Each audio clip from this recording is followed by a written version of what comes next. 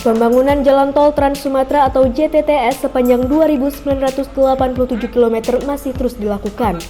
Tol tersebut terdiri dari 24 ruas dan menelan biaya investasi hingga 530 triliun.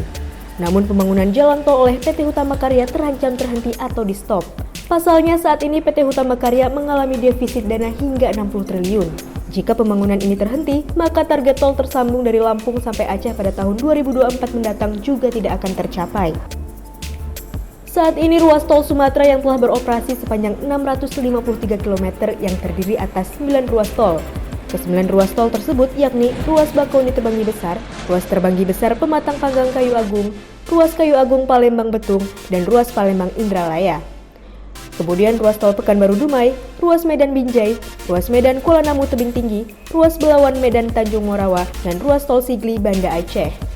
Meski kondisi finansial perusahaan sedang terkendala, PT Hutama Karya masih optimis untuk menyelesaikan proyek JTTS.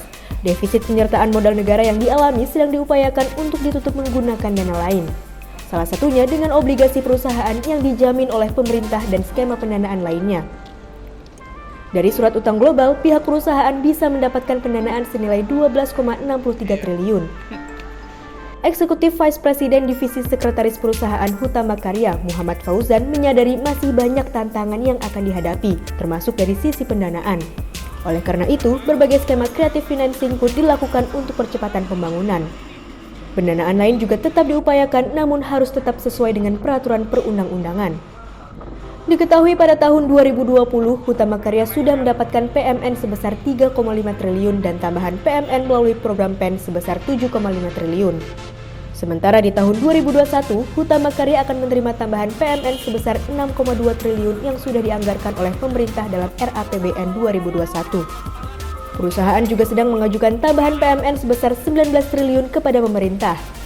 Pemerintah sendiri sudah menjadikan JTTS sebagai salah satu proyek strategis nasional yang terus diupayakan untuk dikebut pembangunannya. Kehadiran jalan tol di Sumatera diyakini akan menyambungkan sentra-sentra ekonomi mulai dari pariwisata, kawasan industri, pertanian, hingga perkebunan.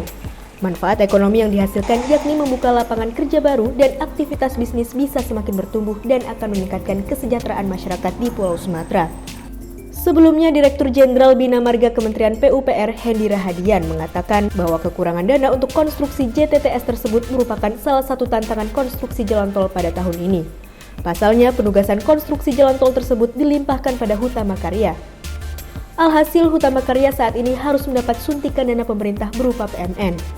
Dengan defisit tersebut, menurut Hendy, jika tidak segera dipenuhi PMN-nya, otomatis proyek pembangunan yang sekarang berjalan pun akan berhenti.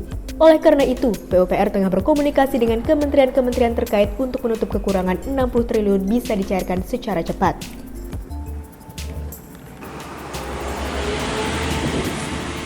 Tim Liputan Kupas TV.